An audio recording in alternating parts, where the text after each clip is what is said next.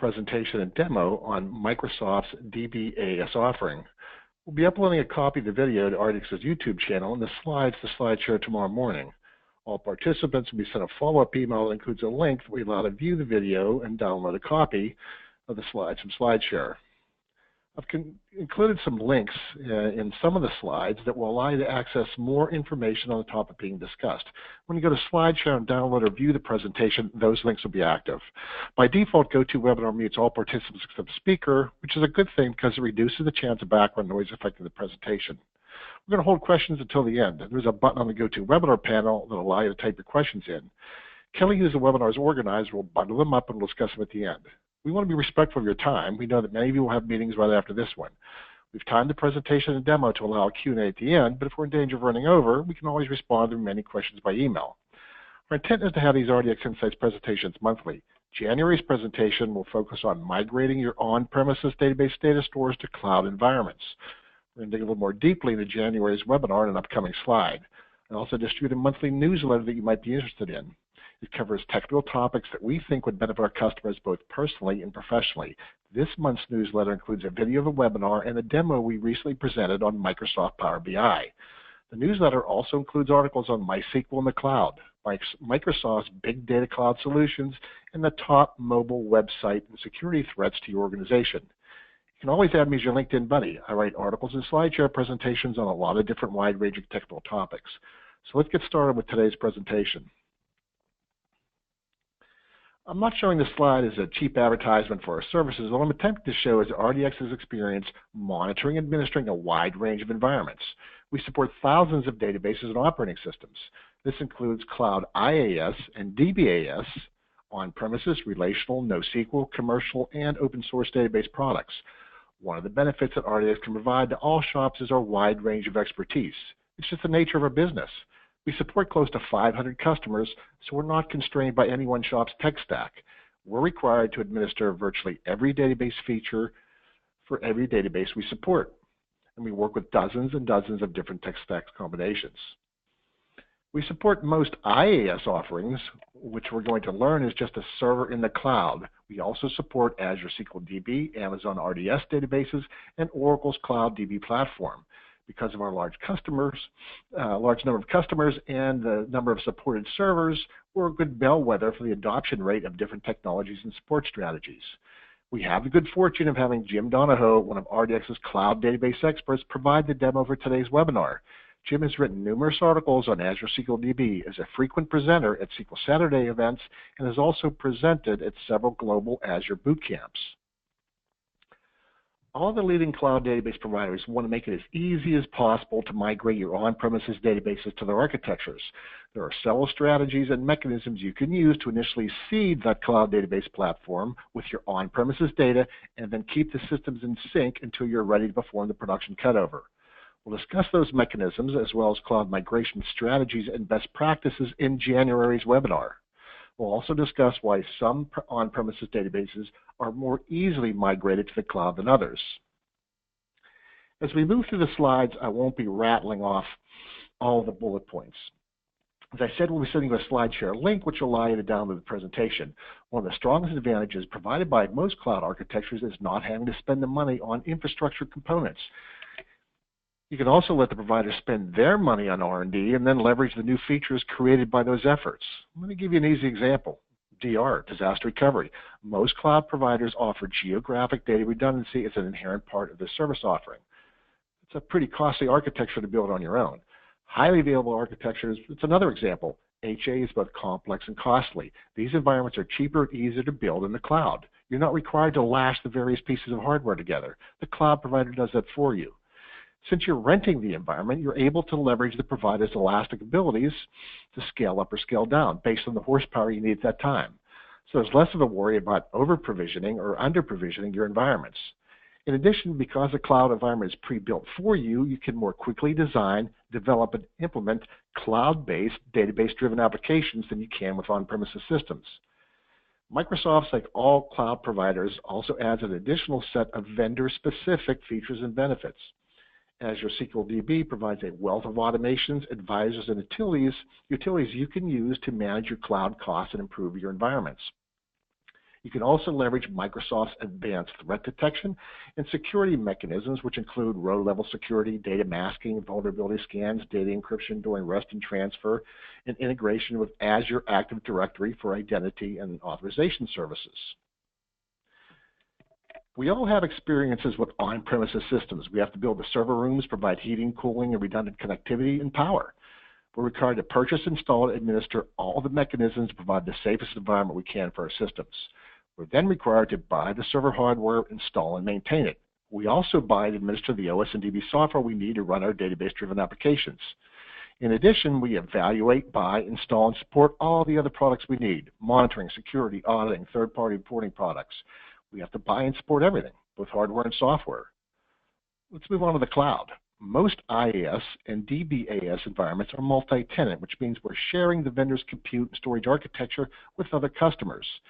In addition, depending on the architecture and vendor chosen, the system will vary in degrees of scalability, elasticity, and administrative self-service.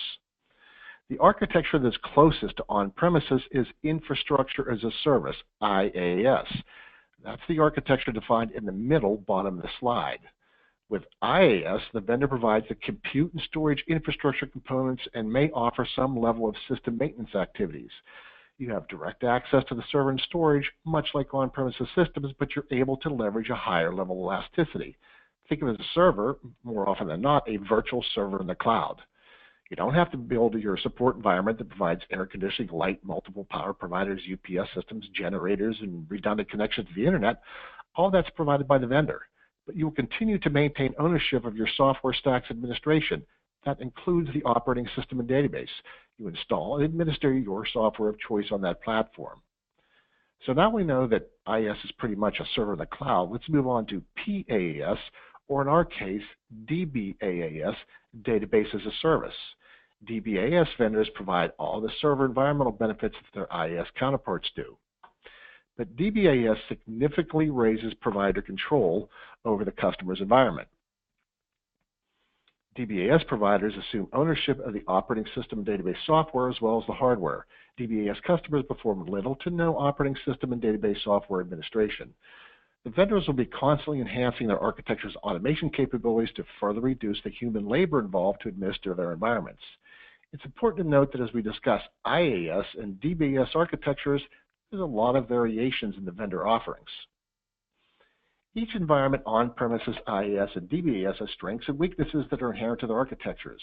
I provide this comparison for all three SQL Server environments you can choose from: on-premises, SQL Server running on IaaS, and their DBaaS offering, which is the system we'll be focusing on in today's webinar. Each environment has pros and cons, benefits, and drawbacks. I think one of the greatest challenges that we face as database consumers is getting past all the vendor hype. None of the three environments I described in this slide should be considered a panacea for all database-driven application challenges. Each one has their strengths and weaknesses and optimal use cases. There are technical differences between Azure SQL DBaaS and SQL Server on-premises. If you currently use SQL Server on-premises, you'll need to be aware of those differences before you begin migrating databases to the cloud or creating new DB systems in Azure SQL DB. Here's a couple of the more popular feature differences from this list. Microsoft's Azure DBaaS offering doesn't support attaching a database, backup restore statements, change data capture, database mail, SQL Server agents, database mirroring, database snapshots, extended stored procedures, file stream, link servers, log shipping, resource governor, the profiler, SSIS, AS, or RS.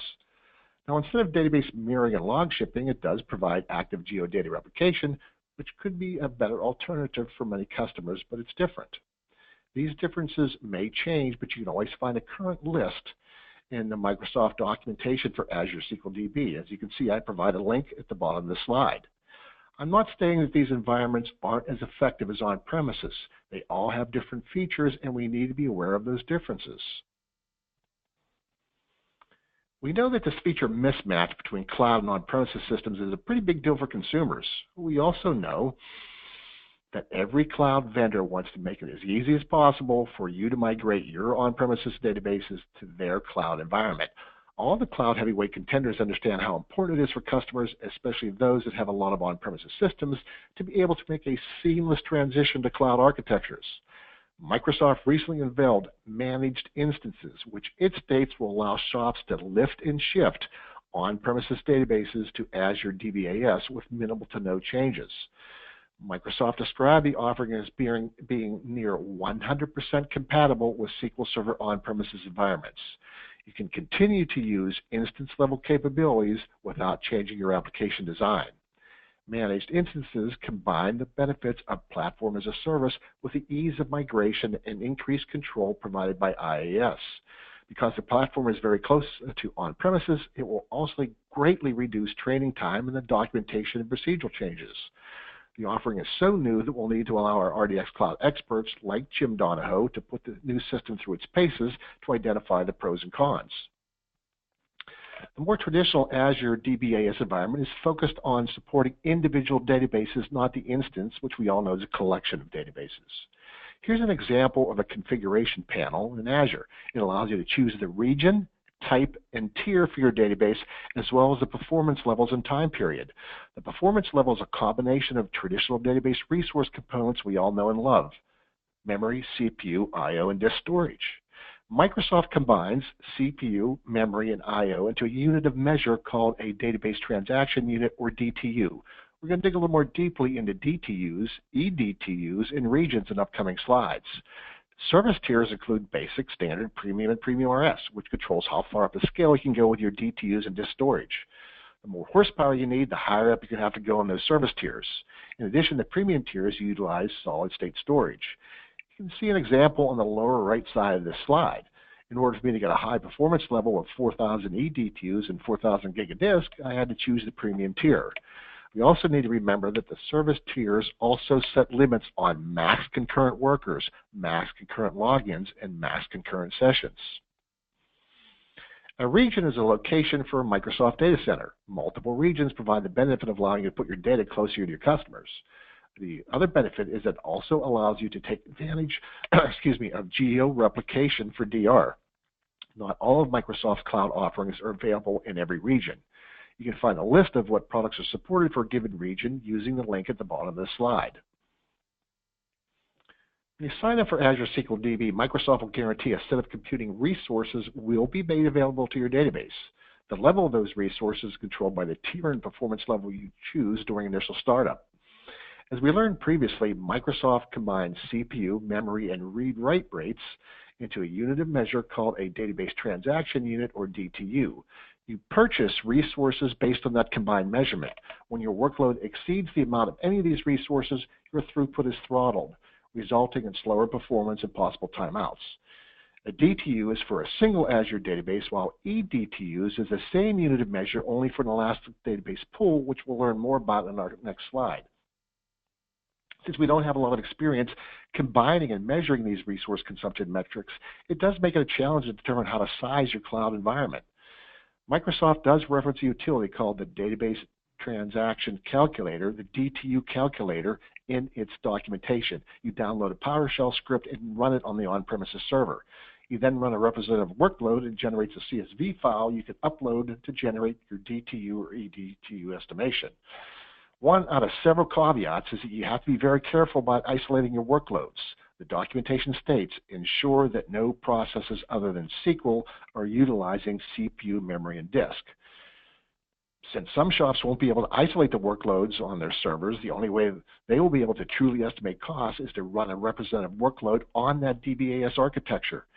You can use Microsoft's their Azure SQL DB performance monitors to evaluate DTU consumption and quickly adjust performance levels and tiers. With a single database, you estimate the amount of resources that the database requires to handle its workload. SQL Database Elastic Pools allow you to combine multiple databases and their workloads into a group and then allocate shared DTU resources to that group. This is especially beneficial for databases that have spiky workloads.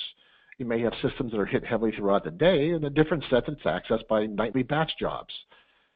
The environment automatically evaluates the historical usage of Azure SQL DB databases and recommends the appropriate pool configuration in the Azure portal. The more databases you add to the pool, the greater your savings. The fewer databases that peak at the same time, the lower the pool eDTU can be set, and the more cost-effective the pool becomes. There are two ways you can create an elastic pool in the Azure portal. You can do it from scratch if you know the pool setup you want, or you can use the pool recommendations provided by the service. Jim provided these screenshots when he was configuring one of his customers' environments. It clearly shows the cost differences between allocating resources to single databases and allocating resources to a pool. Jim also recommends, in our little Jim recommends graphic on the slide here, to leverage the Azure Portal Advisor for its elastic pool recommendations. There's a lot of different tiers and DTU options you can choose from. The tier, DTU, and allocated storage you select will impact your monthly fees. Of course, our recommendation is going to be to do the background work to understand the pricing options and choose the settings that are the best fit for the environment you want to build.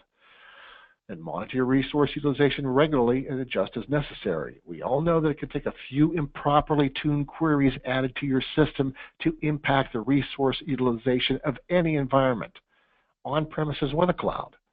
The challenge with Azure SQL DB is that any spikes in workloads will impact DT utilization and possibly the performance levels and tiers you chose during your initial configuration. Geo Replication enables you to configure up to 4 readable secondary databases in the same or different regions. Secondary databases can be configured to be read-only, which allows you to move reporting workloads to another environment. Their primary use is for HA failover configurations. If a data center outage prevents you from connecting to the primary database, you can fail over to the system running in another region. The failover must be initiated manually by the customer. After failover, the new primary has a different connection endpoint. The application connections must be changed manually to point to the new endpoint. A relatively new feature in Azure SQL DB is Auto Failover Groups. Auto Failover Groups automatically manage the Geo Replication relationship, connectivity, and failover for you. You're able to configure it to automatically cover multiple related databases in the secondary region after your primary region becomes unavailable. After the database failover is completed, the DNS record is automatically updated to redirect the endpoints to the new region. No application changes are required. Jim provided us with the configuration screens you use to set up and configure Geo Replications. As you can see, it's a pretty simple process. You can use Geo Replication for single databases or databases in an elastic pool. Let's move into some of Azure SQL DB's performance features. Microsoft is continuing to enhance its automation capabilities in all areas, including database event management, performance monitoring, analysis, and tuning. We're going to discuss a few of these features in upcoming slides. The portal provides a robust set of monitoring metrics that are displayed using a variety of charts and graphs that come complete with detailed explanations. As we'll soon learn, some of the recommendations that the environment provides can be automatically implemented. In addition, the automations have the intelligence to back out previous auto implementations if they don't improve performance. Here's a screenshot of one of the high-level performance overview displays. You're able to drill down into a vast array of resources and metrics. It's far beyond the scope of this presentation to discuss all the performance displays, metric evaluations, and automations the environment provides. Microsoft provides a wide and deep set of monitoring information for you to access. Azure SQL DB also identifies potential problems in your database for you and recommends actions that help you to improve performance. Query Performance Insight is a feature that allows you to drill down into specific queries. It provides a traditional highest resource consuming queries first display. You're then able to review the history of the query's resource utilization. The utility allows you to quickly identify the top resource-consuming queries, which allows you to concentrate your efforts on workloads that have the highest potential of causing both a performance problem and a DTU utilization problem. Azure SQL DB provides you with the capability of creating threshold and event-based alerts.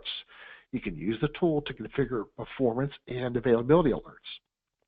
When the specified metric crosses a threshold, the trigger is activated and the alert is created.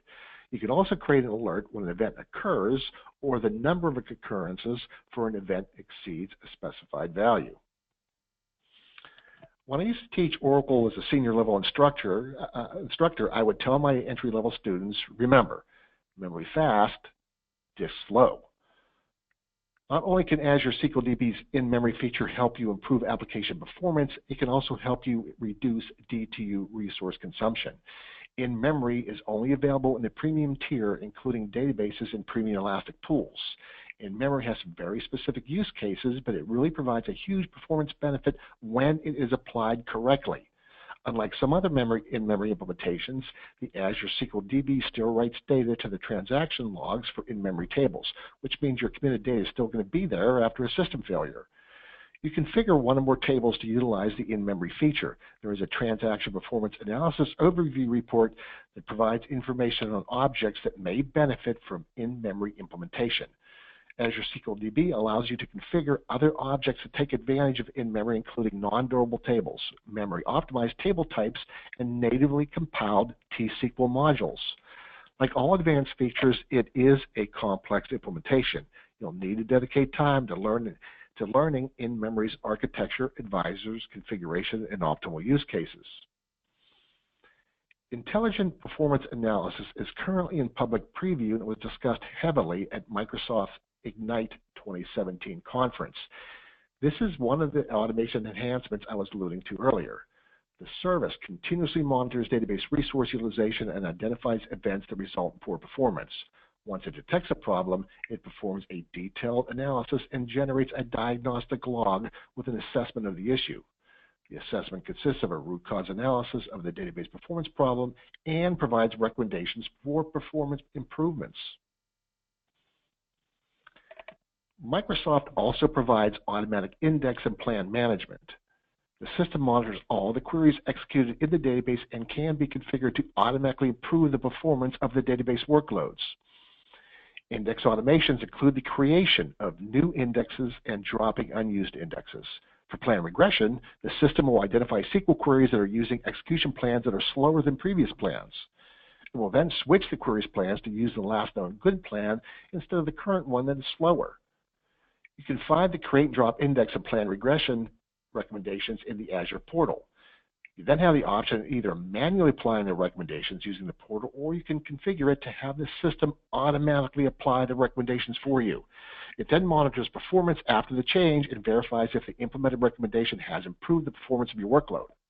For index drop and creates, if the recommended change did not improve performance, it can reverse the actions. We can see Jim's recommendation on the automatic management feature. You need to fully understand how it works, test to see the impact, and then monitor the changes it is automatically making for you to verify that performance is improved. Jim provided this screenshot for us. It shows the switches you can set to configure the automatic tuning options. The three switches are force plan for plan regression, create index, and drop index.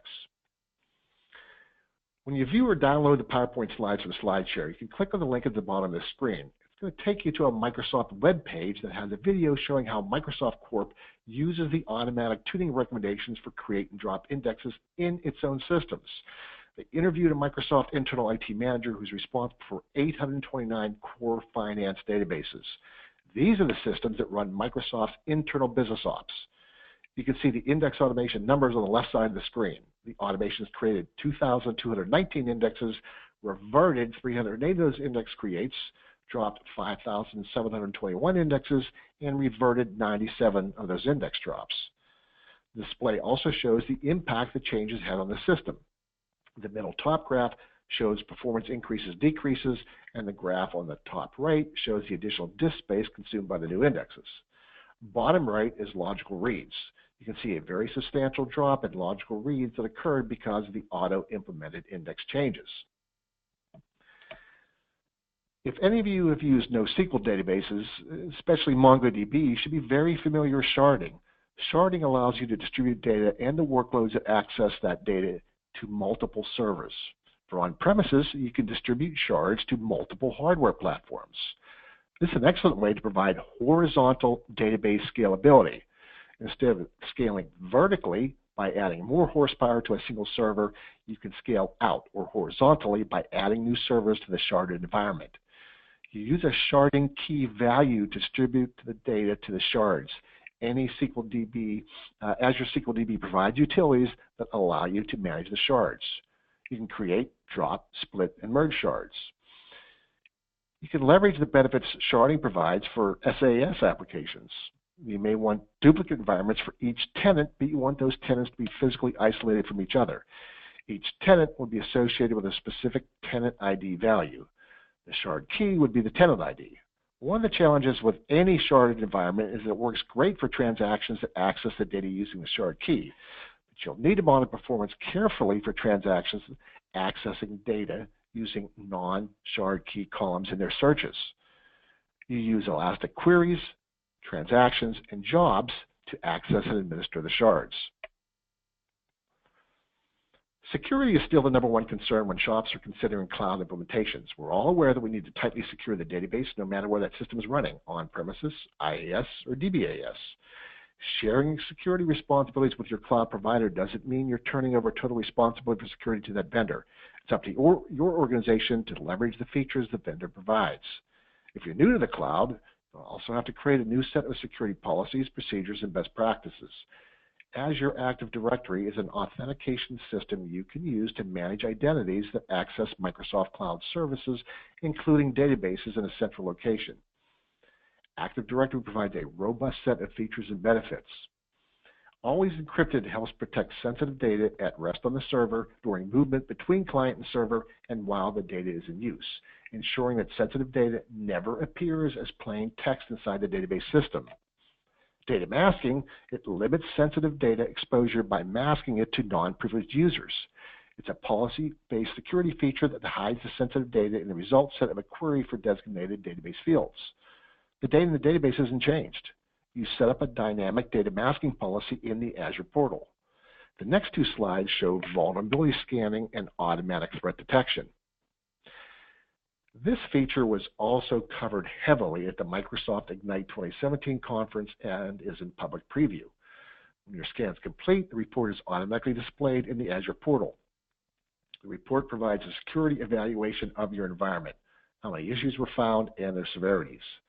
The scan report includes warnings on deviations from best practices, as well as a snapshot of your security-related settings. Well, once you review the initial assessment, you can identify certain exceptions as acceptable. You can then set your baseline security state. Once that's done, subsequent reports will display pass per custom baseline to indicate that the check has passed based on your custom setting. This allows you to focus on the true failures. Automatic threat detection generates alerts that allow you to detect and respond to potential threats as they occur. It scans for potential vulnerabilities and various suspicious database activities, including SQL injections and anomalous database access patterns. This email includes all the information you need to begin your security investigation. In addition, the email will provide information on possible causes and recommended actions to investigate and mitigate the potential threat to your database.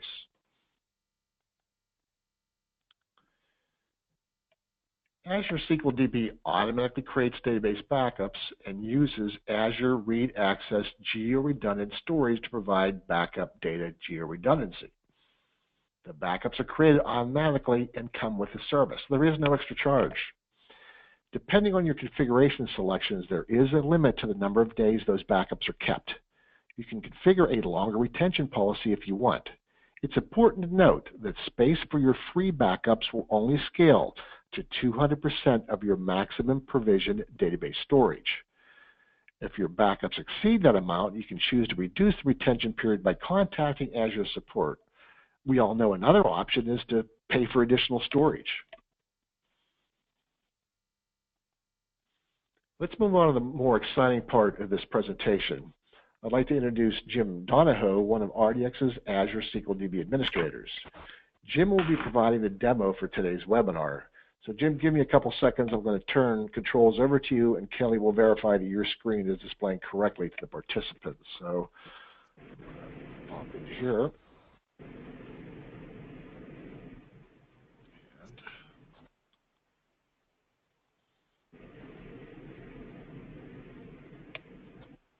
Okay, Jim, I just sent you a...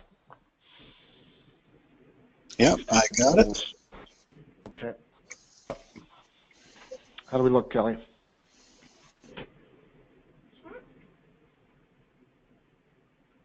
Looks good, Jim. Okay, so good afternoon, folks. My name is Jim Donahoe. I'm going to show you some of the good features that I've used in Azure Database Service here. We're going to start with let's start with deploying a DBaaS instance to Azure. Normally, the easiest way to do it would be to go into your portal and you can do SQL servers and hit add. However, I like to do it through PowerShell. So I have my PowerShell command here, and I'm hoping everybody can read it. So what I'm going to do here is I'm going to deploy a server. It's going to be named PowerShell Creation Demo. I'm going to put it into my resource group of flip-flop demos, and it's going to go into the East US2 data center. And I'm going to have some super secure usernames and passwords to use. I am going to delete this server once we're done, but just for demo purposes here. And you'll see my IP address range is to a single IP address for me to connect to. This is our IP address at the location I am. So this way, nobody else will be able to connect to this instance besides myself. So with that said, I'm going to show you that first, that I'm not lying to you, that these are the only two servers I have right now. I have Flippity Floppity, it's in East US2, and Floppity Flippity in Central US. I do have all locations picked, all resource groups are chosen, so these are the only two. So I'm going to run this. Now, I am not creating a new resource group because I want to show you that I can actually watch this deployment go. So I'm just going to run my command, and it should be going. I'm going to go back to my resource groups here, and I'm going to this resource group, and if I give it enough time, I should be able to go into activity log,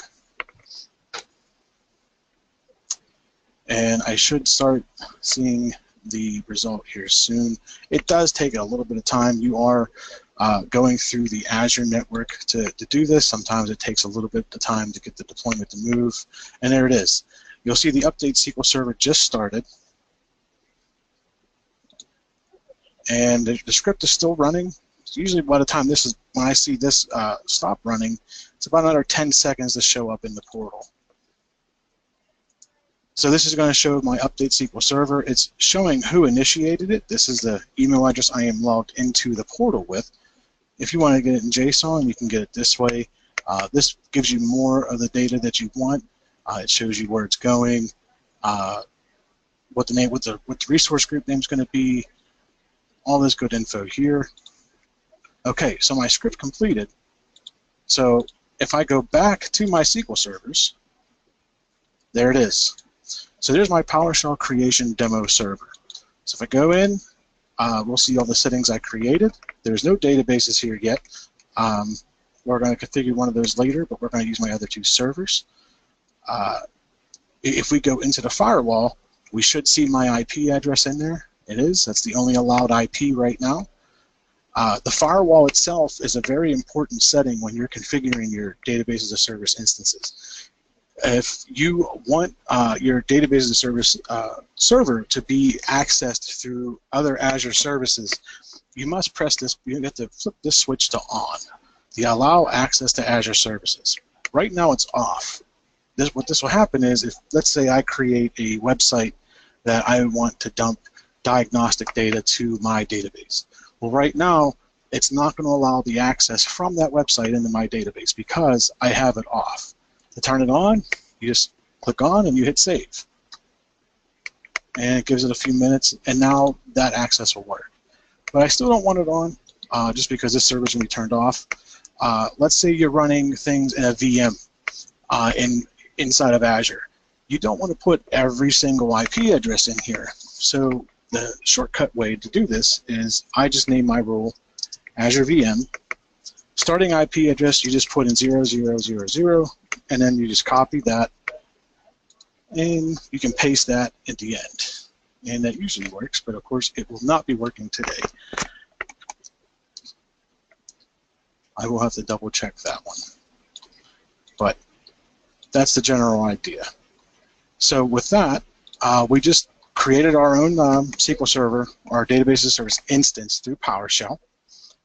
Once that was done, we did see that the rules went through. The overview shows you what resource group it went into, flip-flops demos. And if we go to that resource group, you'll see everything else that's in there. And it should just be my 3 servers in the database, which is. So that's how we create them. We also configured the database firewall already. We're going pretty quick.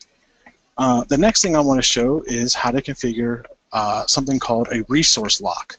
Now, these are important.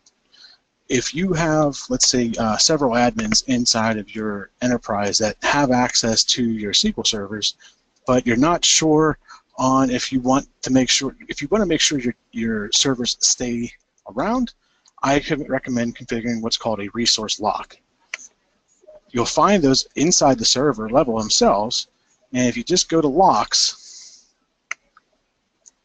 if you hit add, and then just type in a lock name, I'm going to put in do not, probably lowercase, do not delete. And the lock type is going to be delete.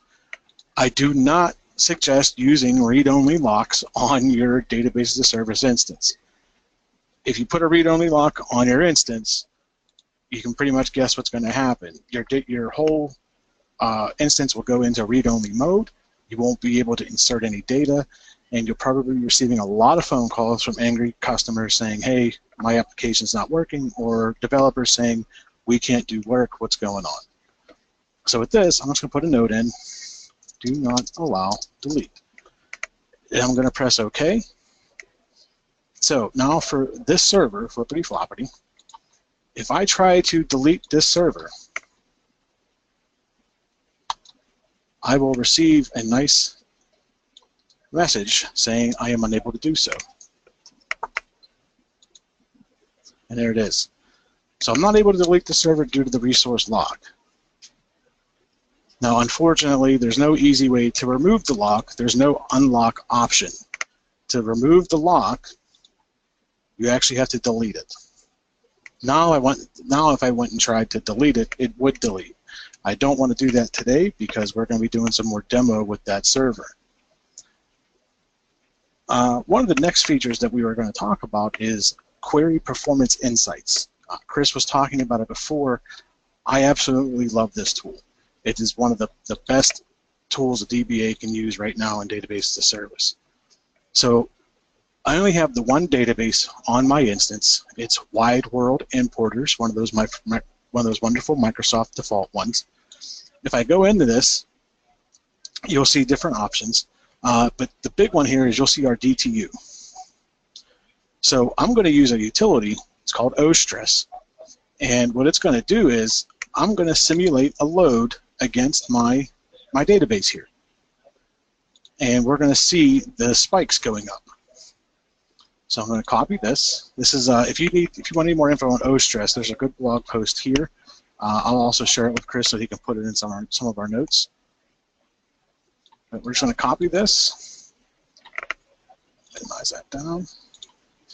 I'm going to paste it here, and I'm going to run it. So right now, what that's doing is it's actually executing this script. I want to say, yeah, so it's iterating this 10 times with 2 open connections. So we should start seeing some good hits on our database as a service instance. So right now I have this set to a 5-minute window. So we should start, there we go. We should start seeing the peaks and valleys here, right? So this is good. This is what we want to see for our QPI. We're going to give us another couple of seconds here, then we'll shut it off. I want to make sure we get some good data out of it.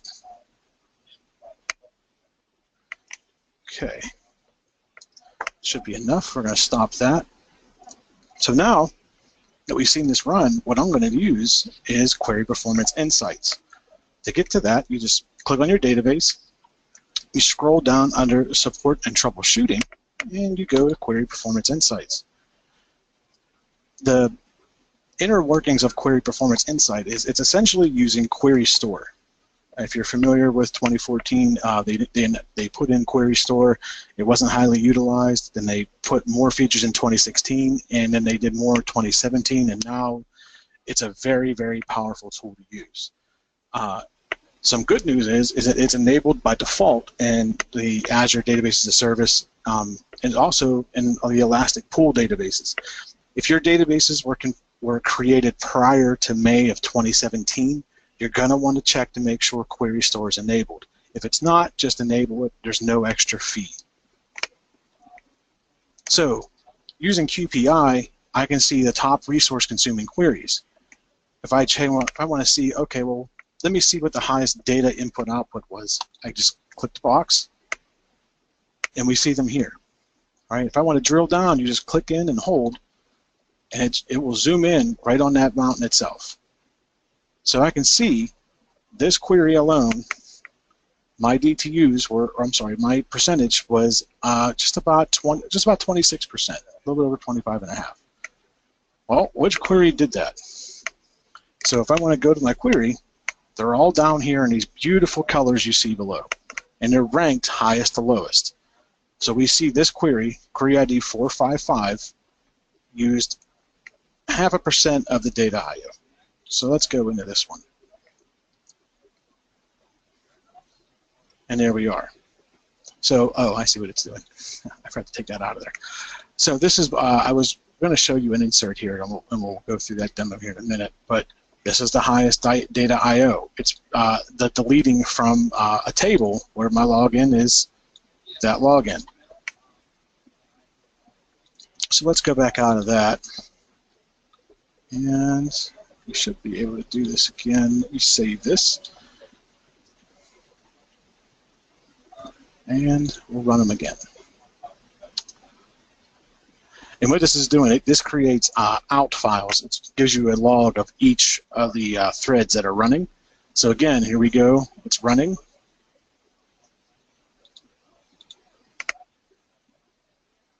And if we go back to the overview, we should see that DTU again.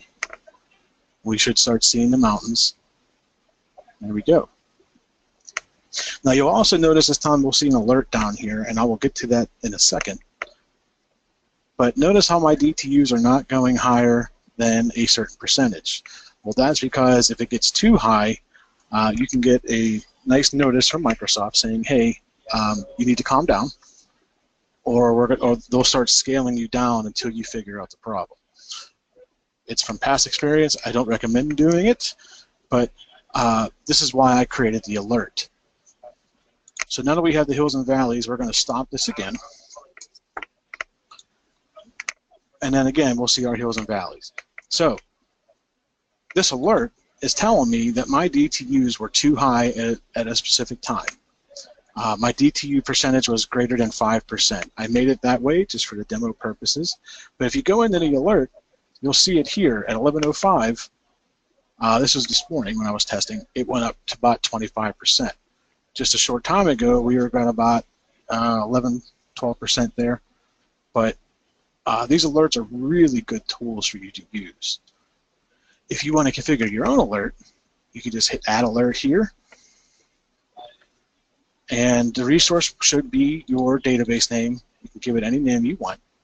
But here are the metrics. You can do blocked by firewall, the CPU percentage, if a deadlock happens. One of the ones I like is total database size.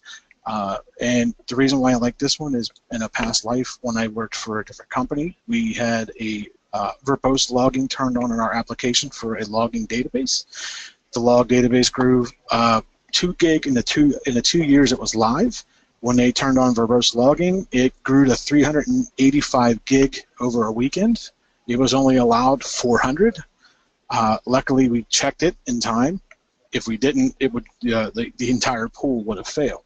So by having that alert fire off and saying, hey, your database is getting pretty large, it saved us from our entire pool coming down. So that's QPI. One of the other features that I love showing is if any of the DBAs that are on the call have ever configured an always-on configuration or a cluster or anything like that, you're going to really enjoy this next one. I'm going to show you how to configure high availability with nothing but clicks on the mouse. So we're going to go in, again, we're underneath our database here. You'll see wide world importers. We're going to click on Geo Replication. Right now, the primary server, because it's the only one that's there, is East US 2, it's flippity floppity. Well, I have a server in Central US. So I'm going to choose that server. It's going to be a readable secondary. My target server is going to be floppity flippity. I do not have an elastic pool. I want to keep it at the same pricing tier. Now you can scale your pricing tier up, but it cannot go lower than what your primary is. You can always go higher, you can never go lower. And we're going to hit OK to this. So it's submitting my deployment, which is basically it's submitting it to Microsoft just to say, hey, let's begin copying this database from EastUS2 to this server here. And then once it's there, it's going to create the AlwaysOn group. So once this turns into a different line, we'll see. So now it's seeding the data. And while this is happening, we're going to get our next demo ready. Chris briefly talked about failover groups. Failover groups are an awesome tool to use. Let's say you have an application that relies on a database connection string.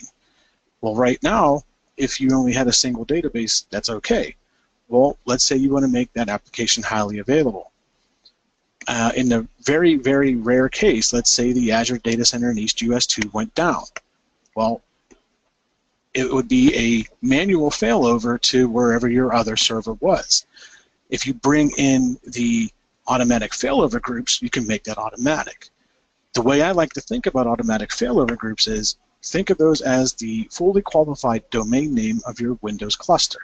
So if you would point your apps to the Windows cluster name, it didn't matter which node it was running on because you're pointing at the cluster name, not at a single server.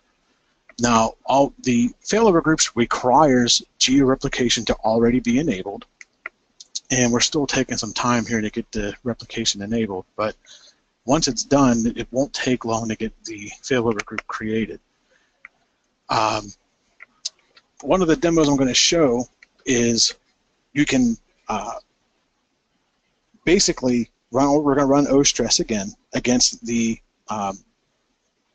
failover group name, and we're going to be able to see it disperse that load. The next test we're going to do is to show you that it's actually working. Is we're going to try to do an insert on the readable secondary. When the readable secondary is there, I'm not going to be able to insert because it's readable. It's read only. The failover groups will work perfectly for you. There are some limitations to them. You can only have so many databases in them. I don't have the exact number with me, unfortunately. The one thing you'll learn with working with Azure is that a lot of the pieces of Azure will change throughout a week or throughout a month, or if there's a big conference, a lot of things change after a conference. They start announcing everything. The managed instances was a big announcement coming out of Ignite. That's going to be huge for people that they can't use database as a service, but they don't want to use infrastructure as a service because of the cost. So let's go back to Geo. Sometimes you have to, there it is. Okay, so it is done. Sometimes you have to go out and go back in, but you'll see you have a solid line now. So we are now replicating from EastUS2 to Central. Again, and all we had to do was click a couple buttons. So now we want to create the failover group, and you can see it here. You can now automatically manage replication, connectivity, and failovers database by adding to a failover group. So let's do that. Primary server, yes, I want my EastUS2 server to be primary, and floppity flippity is going to be our secondary. And I did have it named before, so let me just use the same name I had.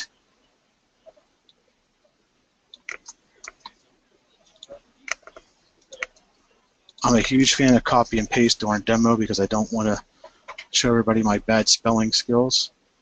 And there's only, we see this here, there's only one standalone database. Read, write, grace period in hours, that's to show that, you know, after an hour expires, you may have a grace period of an hour before you can fail over again if you're doing it manually. So this is creating the group. Once the group is created, we'll see some different connection settings that we're going to configure for our applications to use. This should not take long either because all it is basically doing is creating DNS records to point to both of these servers. It's essentially creating your listener or your cluster name.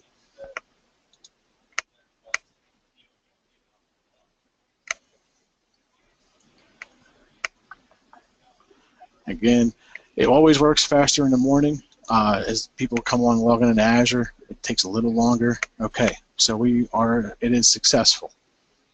So if I go back to my server level, now remember, failover groups are going to be a server level. They're not database level. We see it here. Here's my server. Here's my failover group name is Flop Flops Failover.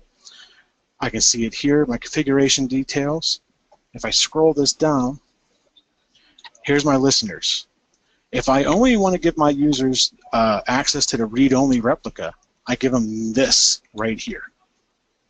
If I want to use it for my application to ensure high availability, you use this one. So we're going to copy this. We're going to put that into OStress. We're going to copy our connection string first.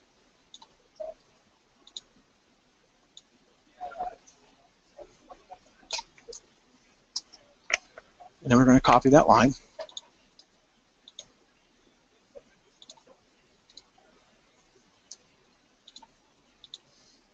And we should start seeing some load going to the primary node. Actually, I can just go back to my dashboard.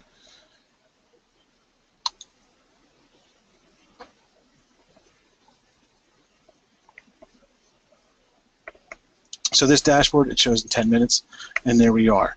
We start seeing my DTU spike up again. So we know that the failover group is working because it's pointing here. So stop that. So that's the failover group. But let's say, hey,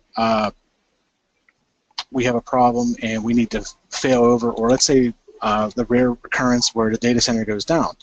Well, we'll just the failover will be automatic, but we're going to force it here just for the sake of the demo. Force failover. By doing a force, you get the warning of you might lose data, and for our purposes here, that's fine. But if you want to do a graceful failover, you just choose that option. If you choose a graceful failover, it has to harden all transactions between the two, and then it begins the failover. By doing a forced failover, it just stops and begins failing it back over. But you'll notice now, central is now replicating across to east. And once this is done, you'll see that these two roles will flip. You'll see floppity flippity become primary and flippity floppity become secondary.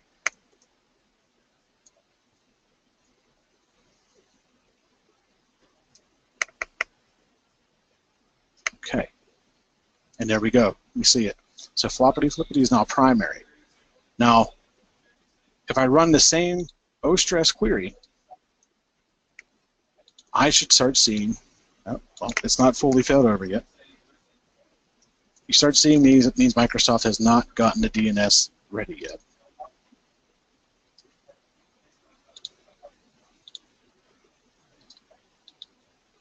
So try it again. It's not ready.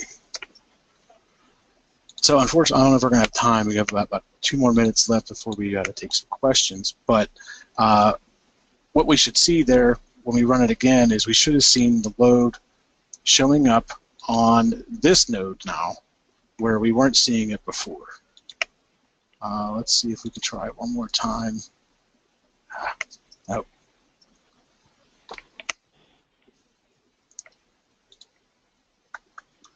Unfortunately, it's not going to let us do it.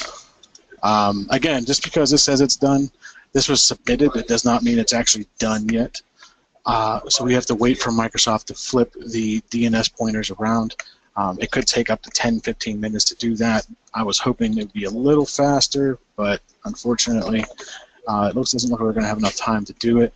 But we should have started seeing the load come in on the central location instead of the East US 2 location.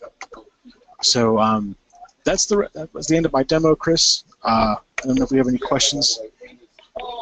Yeah, Jim, can you pass the baton back to me and we'll take some questions?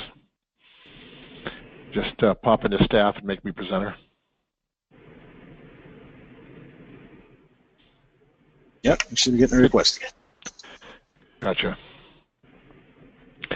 So, I really appreciate the demo, Jim. And, this wraps up our Microsoft Azure SQL DB webinar. I highly recommend January's presentation, which will focus on migrating on-premises databases to cloud environments. It's going to be a great presentation to attend.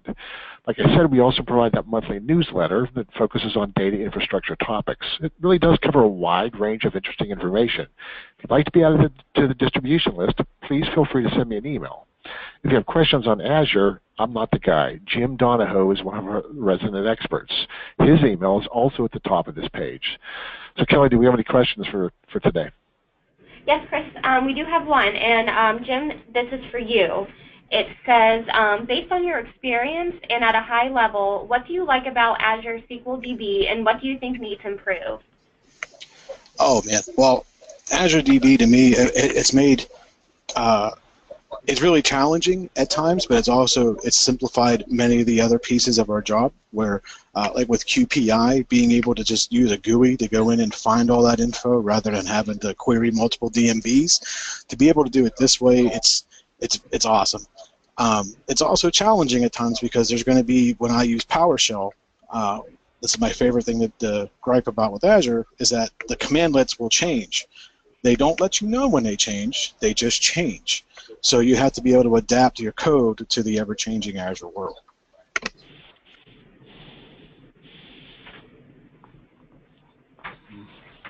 Thank you, Jim.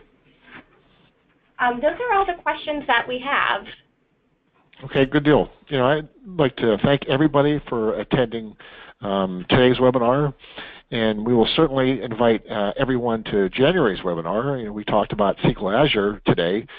The next thing that we want to discuss is what are the best practices for you to get your on-premises databases transferred to the cloud.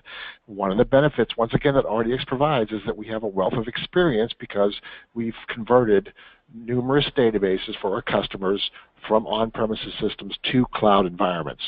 So thank you, everybody, and once again, I appreciate everybody for attending today's webinar, and we'll see you in January. Thank you. Bye-bye. Thank you, everyone.